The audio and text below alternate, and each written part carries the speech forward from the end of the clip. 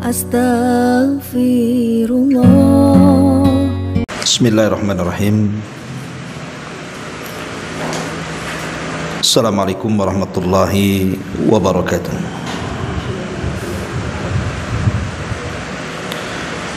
Alhamdulillahi wassalatu wassalamu ala rasulillah wa ala alihi wa sahbihi wa mawalah wa la hawla wa la quwata illa billahi wa ba'du.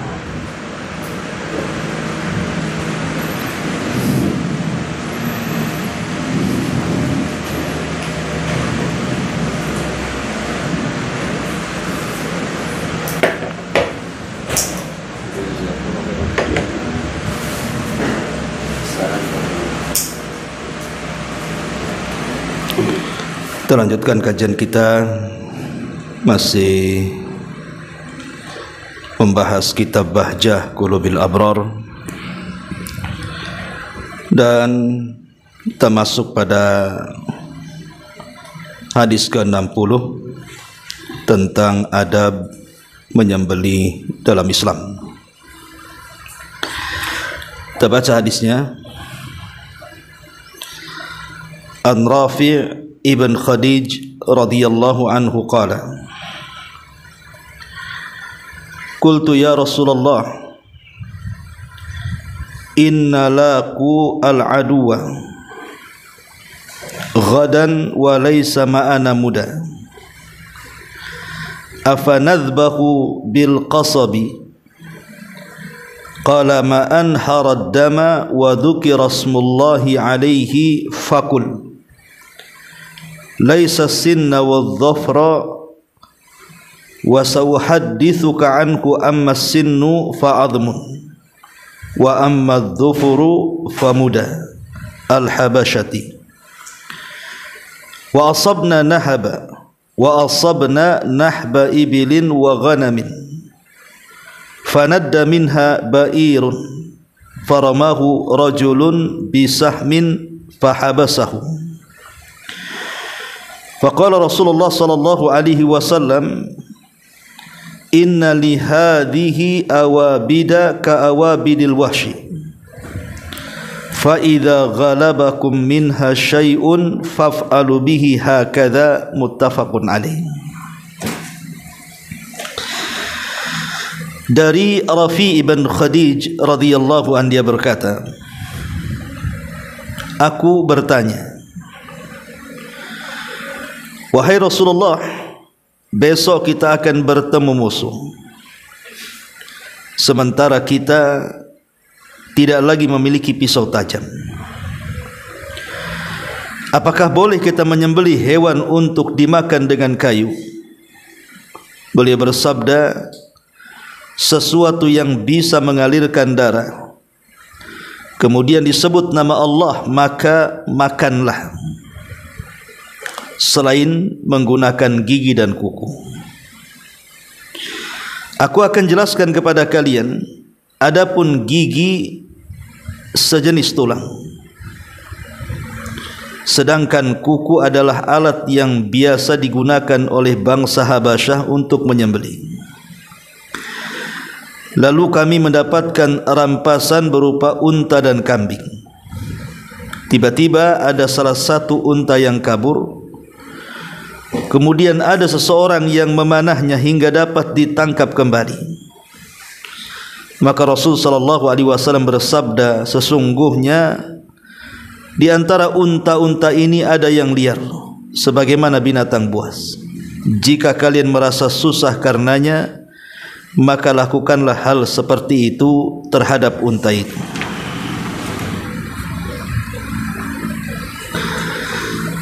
Kemudian hadis yang ke-61, karena ada kaitannya kita baca juga. An Shaddad ibn Ausin radhiyallahu anhu, anna Rasulullah sallallahu alaihi wasallam qala, innallaha katabal ihsana ala kulli syai'in, fa idza qataltum fa ahsinul qitla wa idza dzabhtum fa ahsinudz dzibha wal yuhidda ahadukum safratahu wal yurih dzabihatahu, rawahu Muslim. Dari Shaddad ibn Aus radhiyallahu anhu, Nabi SAW bersabda, sungguh Allah mewajibkan agar kita berbuat baik terhadap segala sesuatu. Jika kalian membunuh, bunuhlah dengan cara yang baik. Jika kalian menyembelih, sembelihlah dengan cara yang baik.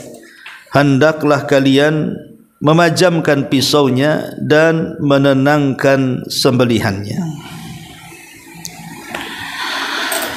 Ma'asyiral muslimat yang dimuliakan Allah Subhanahu wa taala.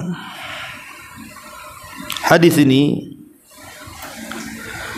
atau dua hadis ini menjelaskan kepada kita tentang adab penyembelihan. Apa saja adab penyembelihan itu? Apalagi sekarang kita menghadapi Idul Adha dan akan banyak orang yang menyembelih binatang untuk kurban. Maka sudah selayaknya bagi seorang tukang jagal yang akan menyembelih hewan kurban, dia harus mengetahui adab dan etika dalam menyembelih, supaya hewan yang disembelih itu baik dan juga halal. Apa saja adab-adab yang bisa kita ketahui dari adab-adab penyembelihan ini? Yang pertama, kita bahas tentang syarat-syarat orang yang menyembelih dulu. Syarat orang yang menyembelih yang pertama, an yakuna aqilan mumayyizan. Yang menyembelih harus berakal dan bisa membedakan mana yang baik, mana yang buruk. Artinya tidak mesti harus balik.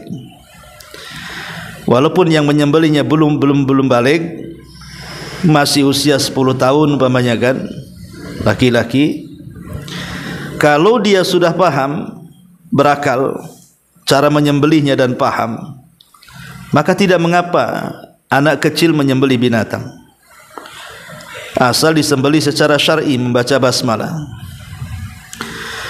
Kemudian yang kedua, an yakuna dza dinin samawi. Yang menyembelih itu harus beragama yang diberikan kitab langit, dan itu berlaku kepada dua agama. Pertama, agama Islam atau Muslim. Yang kedua, ahli kitab. Dan ahli kitab di sini maksudnya Yahudi dan Nasrani. Boleh seseorang itu apabila di negeri kafir tidak ada yang menyembelih, sementara dia punya tetangga Nasrani atau Yahudi, selama penyembelihannya menyebut nama Allah dan disembelih di tempat yang syar'i, di leher, bukan dibanting, bukan dicekik dan begitu seterusnya, maka halal sembelihannya walaupun yang menyembelih ahli kitab. Kemudian yang ketiga, an yanwiyal muslim wa yusammi. Dan hendaklah seorang muslim niat untuk menyembelih karena Allah dan membaca basmalah. Dan yang terakhir, an yakunal muslim halalan laisa muhriman. Dan yang menyembelih seorang muslim yang tidak dalam kondisi ihram, dia sedang haji atau umrah, maka dibolehkan untuk menyembelih dan halal sembelihannya. Inilah 4 syarat seseorang bisa menjadi tukang jagal. Kemudian yang kedua, syarat alat untuk menyembelih. Syarat alat untuk menyembelih. Yang pertama, syarat alat untuk menyembelih adalah harus dalam bentuk pisau yang bisa memutus ataupun memotong. Yang kedua, bukan dalam bentuk sinnan wala dhufran, seperti yang hadis yang kita baca di hadis 60. Tidak boleh menyembelih itu dengan gigi, umpamanya adalah tengkorak kambing atau tengkorak sapi, diambil giginya kemudian disembelih, itu tidak boleh. Ataupun kuku, Tidak boleh menyembelih dengan gigi ataupun kuku, ya, kuku binatang yang sudah membangkai. Kemudian yang ketiga, ya, dua syaratnya, ya. Yang penting dia bukan dalam bentuk kuku ataupun dalam bentuk gigi. Di antara dalilnya hadis yang kita baca ini, ada penyembelihan dalam Islam di sini. Ketika Rafi bin Khadij bertanya, wahai Rasul, besok kita akan bertemu musuh, sementara kita tidak memiliki pisau, apakah boleh kita menggunakan kayu? Seperti mamanya kan bambu itu ada seratnya, itu kan tajam tuh, bisa untuk menyembelih. Boleh enggak? Maka Nabi SAW, yang penting bisa mengalirkan darah, kemudian disebut nama Allah, maka itu sudah halal. Kemudian Rasul mengatakan, kecuali dua perkara, jangan menggunakan gigi ataupun kuku walaupun bisa menumpahkan darah. Alasannya, pertama, karena gigi itu bagian daripada tulang, dan tulang itu makanan jin.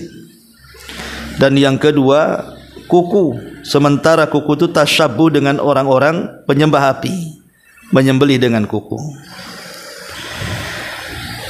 Dan alhamdulillah sekarang kan zaman sudah luar biasa. Pisau di mana-mana dalam bentuknya yang aneh-aneh, yang panjang, yang pendek, yang tipis, yang tebal gitu ya. Bentuknya juga macam-macam. Allah mudahkan semuanya alat untuk penyembelihan ini. Ini syarat yang kedua. Syarat alatnya cuma dua saja. Yang ketiga, syarat binatang yang akan disembelih. Syarat binatang yang akan disembelih. Yang pertama, binatang yang halal untuk disembelih.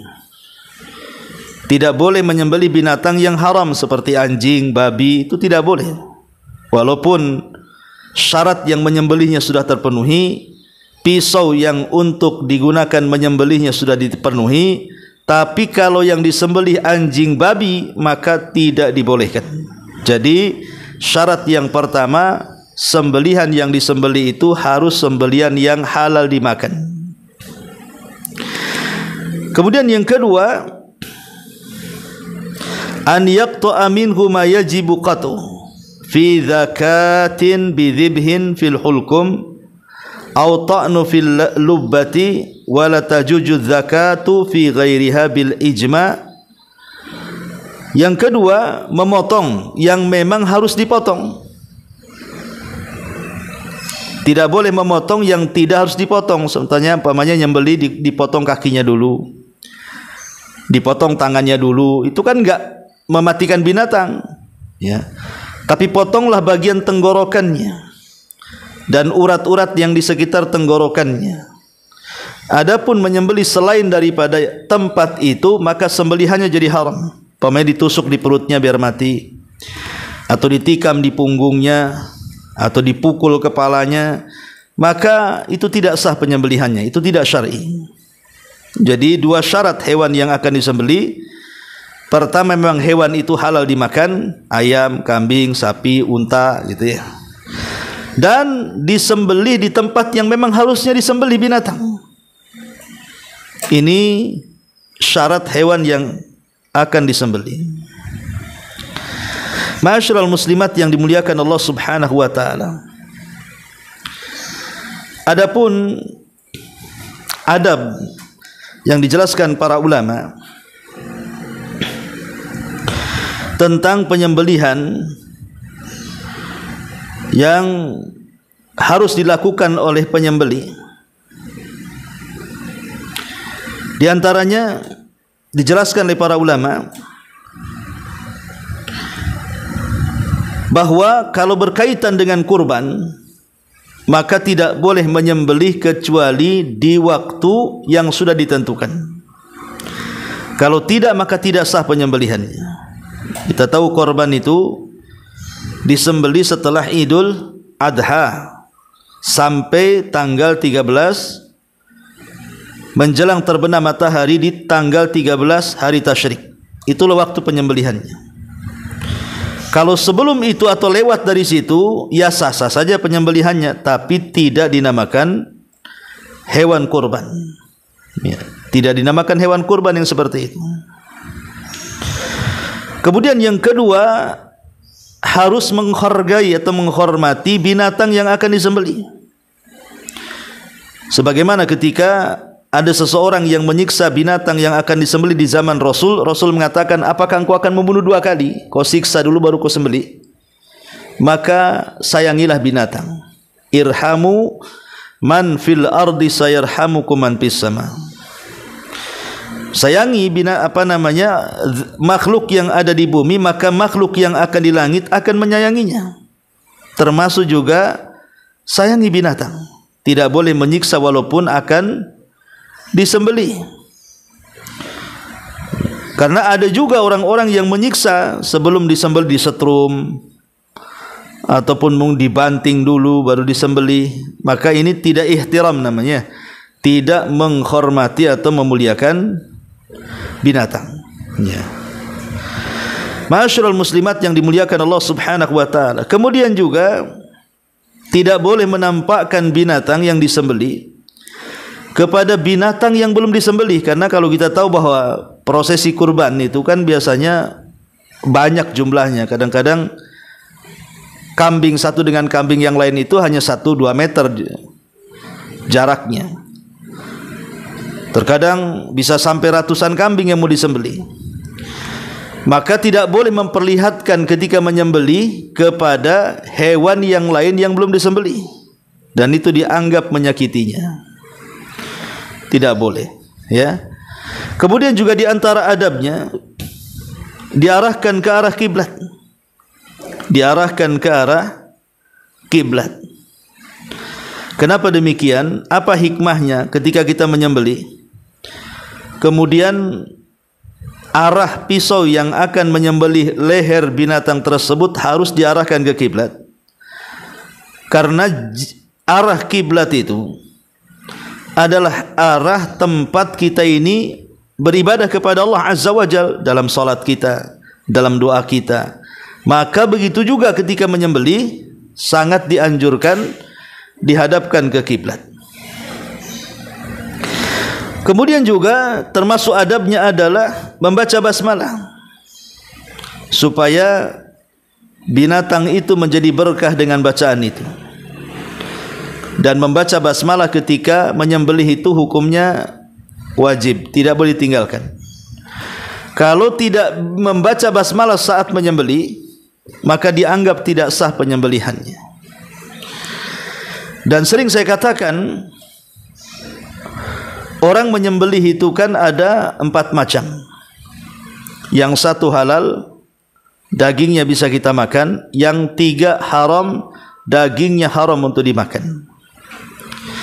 Adapun yang halal dimakan adalah ketika dia menyembelih menyebut nama Allah, bismillah, dan diniatkan kepada Allah Subhanahu wa taala. Menyembelihnya membaca basmalah dan niatnya karena Allah. Ini halal, ini sembelihan tauhid. Yang kedua, menyebut nama Allah tapi ditujukan kepada selain Allah. Ketika menyembelih baca basmalah tetapi kepalanya dilempar ke lautan, ke gunung, ke rawa untuk persembahan, maka ini haram dagingnya. Kemudian yang ketiga, tidak menyebut nama Allah tetapi diniatkan karena Allah. Niatnya untuk menjamu tamu, itu kan lillah, sebuah ibadah. Tapi ketika menyembelih tidak baca basmalah, maka haram dagingnya untuk dihadiahkan kepada tamu. Dan yang lebih parah yang keempat, dia tidak membaca basmalah dan ditujukan kepada selain Allah Subhanahu wa taala, maka ini haram kuadrat. Itulah di antara adab penyembelihan yang berkaitan dengan bacaan basmalah. Tapi kalau menyembelih hewan kurban tidak cukup dengan bacaan basmalah. Harus kemudian menyebutkan orang yang berkorban dengan mengatakan Allahu Akbar, Allahumma hadza minni wa min ahli baiti. Ya Allah, ini kurbanku dan juga kurban keluargaku. Baru kemudian dipotong. Jadi ada tambahan setelah baca basmalah, mengatakan, ya Allah, ini korbanku dan kuniatkan untuk keluargaku. Kemudian baru dipotong. Ma'asyiral muslimat yang dimuliakan Allah Subhanahu wa taala. Kemudian juga tidak boleh menguliti binatang di saat dia masih hidup. Umpamanya ini kambing baru disembelih, biarkan dulu dia. Tidak boleh langsung dikuliti. Saya pernah melihat ada kambing masih hidup dikuliti gitu. Ya betul memang sudah disembelih, tapi kalau masih hidup itu takutnya dagingnya jadi syubhat. Kenapa syubhat? Karena kita tidak tahu yang menghilangkan ruh itu gara-gara disembelih atau gara-gara dikuliti. Makanya biarkan binatang itu, pastikan binatang itu mati dulu, baru kemudian seseorang boleh menyembelihnya. Ma'asyiral muslimat yang dimuliakan Allah Subhanahu wa taala. Inilah diantara juga yang disebutkan oleh para ulama tentang adab-adab menyembelih secara singkat. Tetapi kalau berkaitan dengan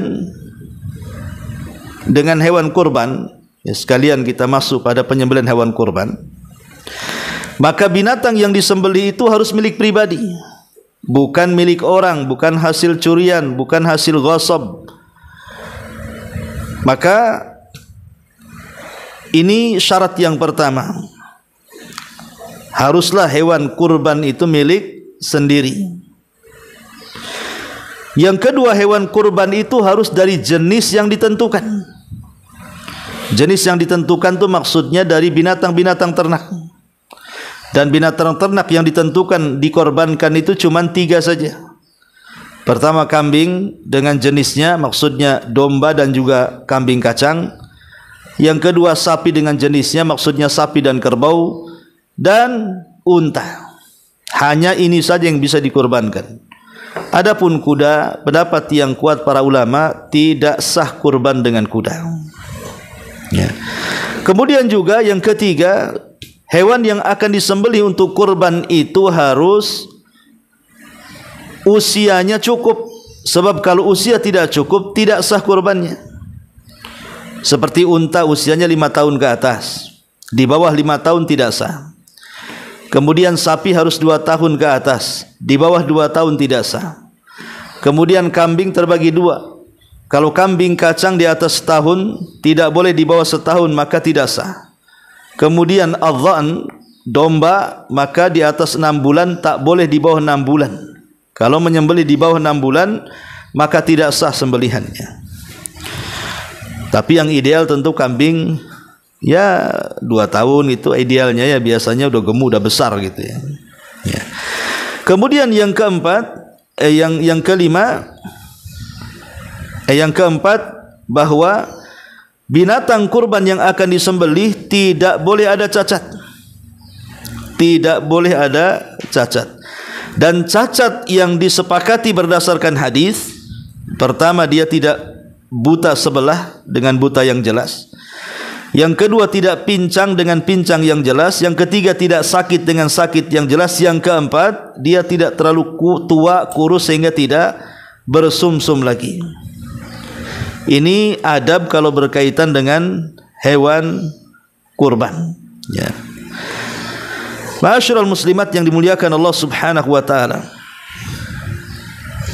Kemudian juga kalau kita melihat hadis ke-60 atau ke-61, maka berbuat baik saat penyembelihan itu sangat dianjurkan dalam Islam.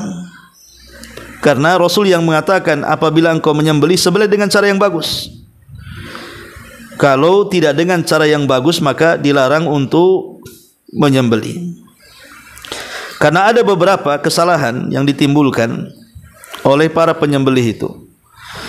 Pertama, pisaunya tidak tajam sehingga tidak membunuh, bahkan menyiksa binatang. Maka ini bukan berbuat ihsan kepada binatang. Jadi sebelum menyembelih, pisaunya sediakan, kemudian yakinkan pisau itu tajam dan bisa memotong. Ya.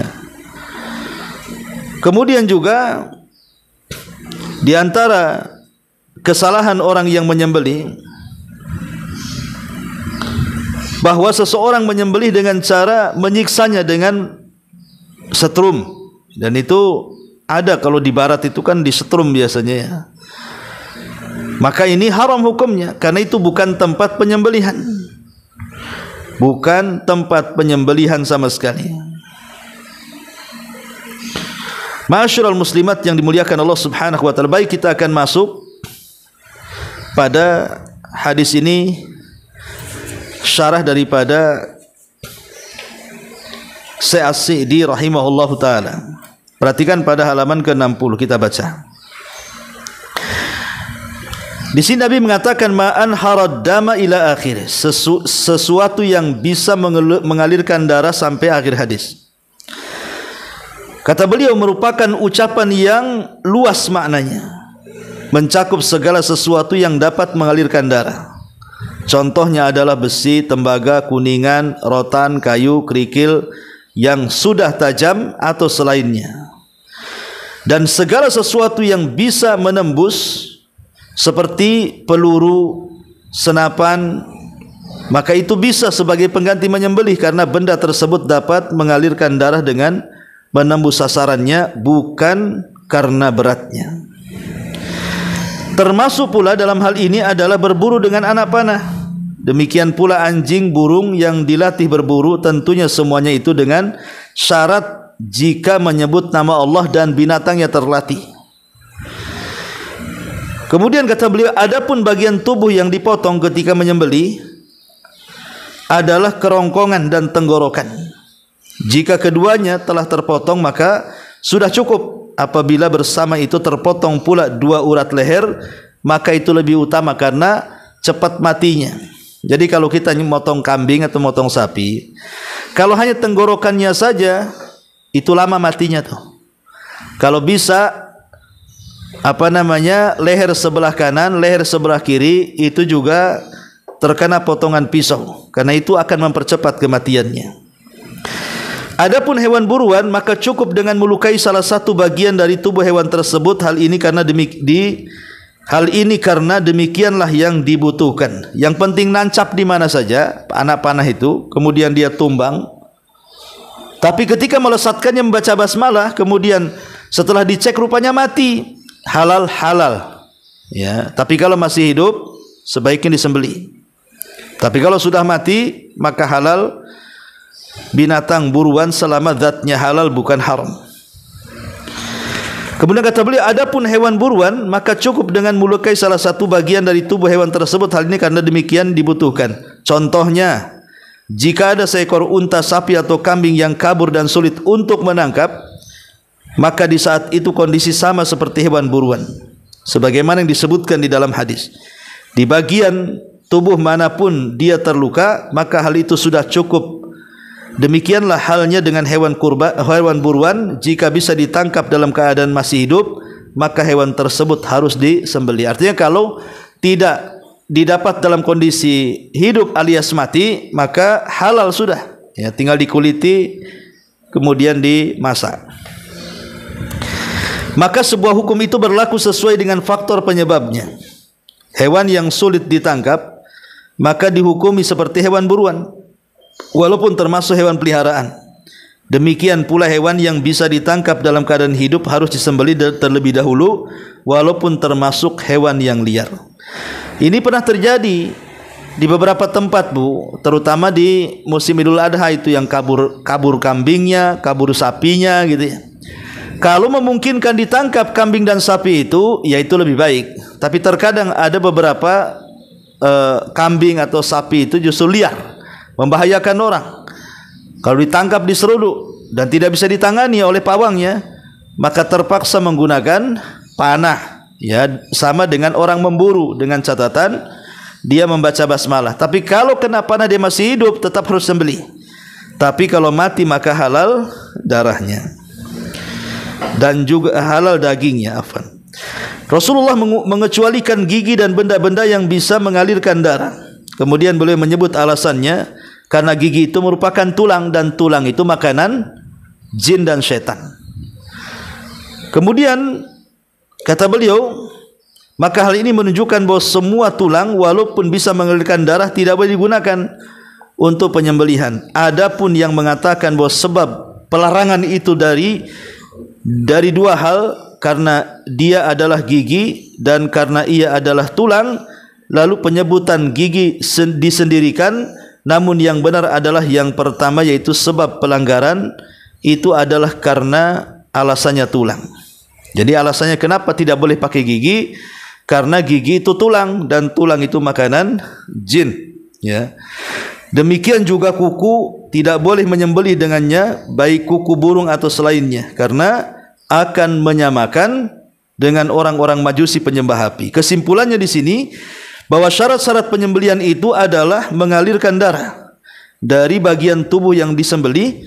Orang yang menyembelih tersebut adalah seorang muslim atau ahli kitab dan disebut nama Allah ketika menyembelihnya. Adapun hewan buruan, maka syaratnya lebih longgar daripada hewan sembelihan, ya, karena cukup dipanah mati, bisa dimakan, kecuali kalau masuk solokan dan solokan itu ada airnya, maka ini menjadi syubhat karena kita tidak tahu siapa yang membunuh, anak panah ataukah air yang menjadikan hilang oksigennya kemudian mati. Nah, ini sekilas tentang keterangan hadis ke-60 bicara tentang alat penyembelihan. Adapun hadis yang ke-61 berkaitan dengan penyembelihan dengan cara yang baik. Allah Subhanahu wa taala suka dengan perkara yang baik dan tidak suka yang tidak baik. Makanya kalau kalian membunuh, bunuhlah dengan cara yang baik. Maksudnya dalam peperangan, walaupun membunuh musuh, tidak sembarang kita ini menyabet pedang. Kalau di zaman itu kan perangnya pakai pedang, atau di zaman sekarang pakai pistol, pakai senjata. Maka bunuhlah dengan cara baik, artinya cari titik-titik yang cepat mati, jangan nyiksa dia gitu. Pada sama orang kafir tuh, apalagi dalam Islam seperti qisas ataupun hukuman mati yang dikerjakan oleh para jagal, maka itu cari letak-letak mana kalau dibantai itu cepat mati supaya tidak menyiksa, ya, dan itu bentuk ihsan kepada binatang. Nah, di sini salah satu bentuk ihsannya disebutkan, fa idza dzabahtum, kalau kalian menyembelih maka sembelih dengan cara yang bagus. Bagaimana cara menyembelih yang bagus itu? Dua di sini. Wal yuhidda ahadukum safratahu. Tajamkan pisaumu. Jangan sampai tumpul. Karena itu tidak membahagiakan hewan kurban. Yang kedua, wal yuridza bihatahu. Menyenangkan sembelihan, jangan disiksa, jangan dipukul. Ya, jangan disakiti karena dia mau disembelih. Itulah bagaimana indahnya ajaran Islam sampai kepada binatang yang akan disembelih saja harus ada rahmat, kasih sayang. Jangan asal sembelih, jangan menyakiti, jangan menendang sebelum disembelih, menarik paksa sebelum disembelih, menyiksa sebelum disembelih. Maka itu sama dengan menyembelih dua kali, ya. Ma'asyiral muslimat yang dimuliakan Allah Subhanahu wa taala. Ini hadis ke-61 dijelaskan di sini tentang makna daripada ihsan. Ya. Disebutkan bahwa ihsan itu ada dua makna. Di sini Rasul mengatakan, innallaha katabal ihsan ala kulli syai. Allah itu sudah mencatat dan mewajibkan agar berbuat baik. Kalimat al-ihsan, berbuat baik, ini dalam bahasa Arabnya ihsan itu memiliki beberapa makna. Makna yang pertama, ihsan dalam beribadah, yaitu dalam hadis Jibril yang panjang ketika bertanya kepada Rasul tentang ihsan, maka Rasul mengatakan, anta budallah ka'annaka tarah fa illam takun tarahu fa innahu yarak. Engkau beribadah kepada Allah seolah-olah engkau melihat Allah, padahal susah untuk itu, maka yakinilah Allah melihat kita. Kalau tidak bisa yang pertama seolah-olah melihat Allah, yang kedua seolah-olah dilihat Allah. Dan makna yang kedua ihsan dalam menunaikan hak-hak manusia atau dalam bab muamalah, itu makna yang kedua. Inti dari ihsan yang hukumnya wajib adalah engkau melaksanakan hak-hak sesama makhluk yang bersifat wajib, seperti berbuat baik kepada orang tua, silaturahim, berbuat adil, dan begitu seterusnya, ya.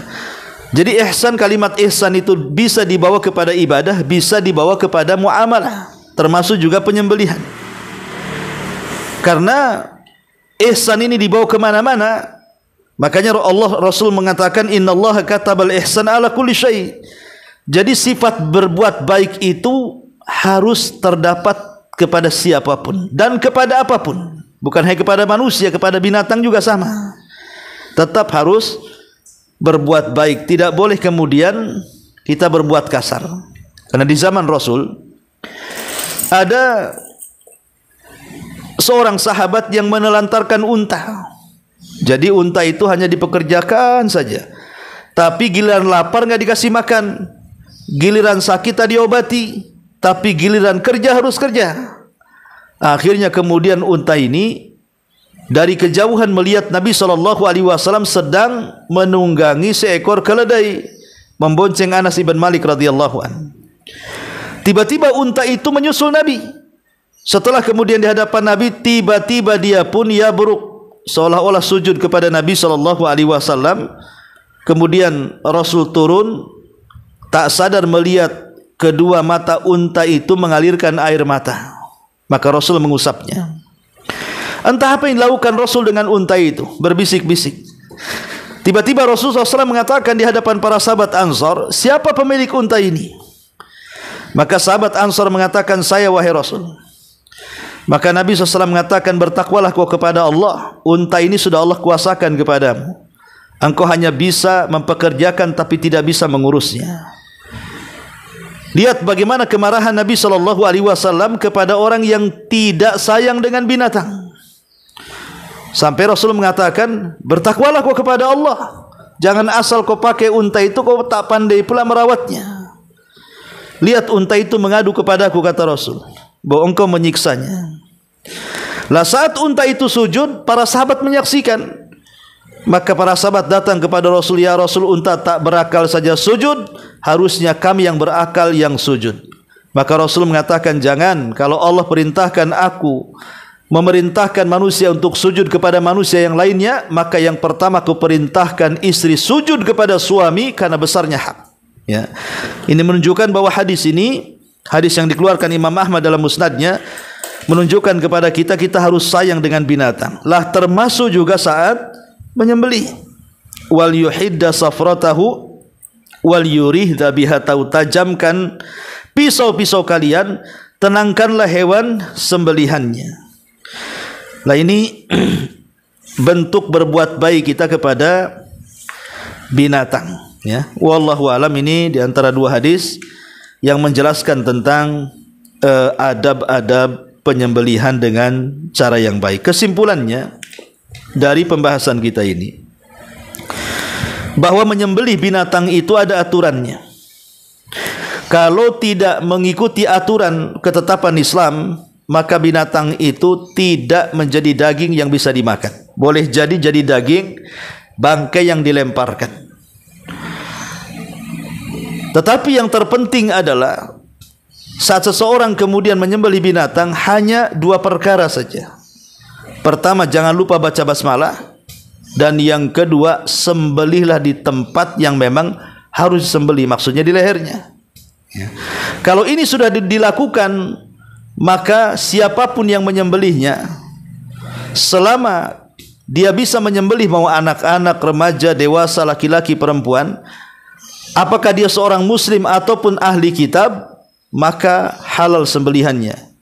Tapi kalau yang menyembelihnya orang Hindu, Buddha, atau agama-agama yang tidak diturunkan kitab langit kepada mereka, maka dianggap tidak sah sembelihannya. Jadi orang kafir yang boleh menyembelih itu hanya ahli kitab saja, ya. Dan kita tahu bahwa sembelihan itu ibadah yang agung, Bu. Karena sembelihan ini dipakai oleh dukun-dukun, oleh paranormal, bomo dan yang semacamnya untuk menyekutukan Allah. Sehingga ketika ada orang-orang datang kepada mereka, terkadang mereka mensyaratkan untuk menyembelih binatang, tetapi bukan untuk Allah, tapi untuk jinnya. Maka ketika kemudian kita menyebut nama Allah dan disembelih di tempat yang layak disembelih, maka itu bentuk tauhid yang sangat agung. Bentuk tauhid yang sangat agung yang Allah katakan, qul inna salati wa nusuki wa mahyaya wa mamati lillahi rabbil alamin. Katakan, salatku, penyembelihanku, hidupku dan matiku, aku hanya menyerahkan kepada Rabb semesta alam. Karena dulu di zaman Nabi SAW ada dua orang yang sedang safar. Kemudian melewati sebuah perkampungan, di situ ada berhala yang harus disembah. Dan itu berhala yang diagungkan kaum yang ada di situ. Siapapun yang lewat kampung mereka, maka harus melewati berhala dan berkurban. Kalau tidak, tidak dibolehkan lewat ke jalan mereka. Cari jalan lain. Ketika dua orang ini kemudian masuk ke kampung itu, diusir, tidak boleh lewat sini. Kemudian anak muda ini mengatakan, kenapa kami tidak boleh lewat sini? Maka orang kampung di situ, kecuali kalian berkurban, maka kami akan biarkan kalian lewat. Maka keduanya dibawa ke berhala yang sangat besar, kemudian diajarkan cara menyembah Tuhan yang dianggap Tuhannya berhala itu. Kemudian yang pertama dipanggil, kamu sini. Ya, qarrib walau kana dubaba. Sembelilah binatang untuk berhala kami walaupun seekor lalat. Akhirnya dia pun tangkap lalat, kemudian menyembelih dan melakukan kesyirikan kepada Allah Azza wa Jalla. Kemudian yang kedua lewat juga, pertanyaannya sama, disuruh berkurban. Dia bilang, saya musafir, tak ada duit. Maka mereka mengatakan, kurban juga kamu walaupun seekor lalat. Kemudian karena tauhidnya kuat, dia mengatakan, oh tidak bisa, walaupun seekor lalat aku tidak mungkin mempersembahkan kepada berhala kalian. Maka keduanya diwafatkan oleh Allah. Yang berkurban seekor lalat di hadapan berhala, Allah masukkan ke dalam neraka. Yang tidak mau berkorban kepada berhala, hanya kepada Allah, walaupun itu seekor lalat, tetap dimasukkan ke dalam sorga, karena dia mati di atas tauhid. Jadi sembelihan ini juga menentukan kita ini mentauhidkan Allah ataupun tidak. Wallahu alam. Ini keterangan singkat dari dua hadis 60 dan 61. Sebelum saya tutup, silakan kalau ada yang mau bertanya, kita buka tanya jawab. Ada yang menjadi pertanyaan lebih tapi di luar tema. Kalau kita ke Tanjung Pinang atau ke Uban, itu masuk apa enggak? Itu kembali kepada uraf, kebiasaan. Karena kan kalau kembali kepada jarak yang ditentukan para ulama ini, ada 15 pendapat gitu ya. Ada yang jarak Mekah Badar, ada yang jarak jarak Madinah Badar, jarak Madinah Uhud, jarak Madinah, pokoknya akhirnya banyak perselisihan sehingga tidak bisa mana satu yang sahih. Maka ketika itu tidak bisa diputuskan karena banyaknya riwayat, maka kembali kepada uraf. Uraf itu kebiasaan manusia. Kalau menurut orang sini ke Tanjung Pinang safar, ya sudah berarti bisa qashar. Atau ke sini Tanjung Uban menurut kebiasaan orang sini safar, ya sudah qashar. Tapi kalau ke Barelang walaupun lebih jauh dibandingkan ke Tanjung Uban yang hanya speed 15 sampai 20 menit gitu ya. Sementara ke Barelang bisa 2 jam. Tapi kan ke Barelang tidak ada orang menganggap pulang dari Barelang itu pulang safar. Pemain saya dari Jembatan 6. Ditanya, Ustaz, dari mana? Dari Barelang. Safar ya? Enggak ada orang bilang ke Barelang safar. Ya jalan-jalan gitu ya. Tapi kalau ke Tanjung Pinang, kalau saya katakan dari mana Ustaz? Safar dari Tanjung Pinang, saya kira pas bahasa safar itu. Dan semua orang mengucapkan kalimat itu. Maka kalau memang menurut uruf kebiasaan yang ke sana itu disebut safar, ya sudah boleh mengqashar salat dan menjamanya. Ya. Iya, termasuk ke Singapura. Walaupun jaraknya dekat. Kalau memang orang sini menganggap safar, maksudnya ada persiapan. Ya, persiapan uang, persiapan tiket, persiapan macam-macam di sana, maka dianggap safar. Ya, wallahu a'lam.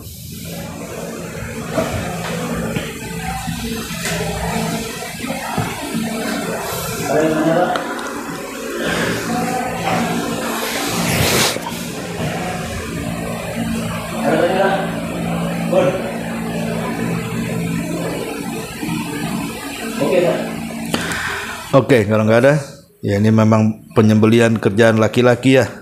Nggak usah ditanya lah perempuan. Subhanaka bihamdika asyhadu an la ilaha illa anta astaghfiruka wa atubu ilaik. Allahu ta'ala. Assalamualaikum warahmatullahi wabarakatuh.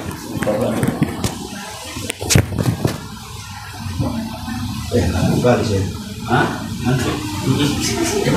Ngantuk. Dari awal ngaji tadi dia tahan ngantuk. Jam tidur enggak?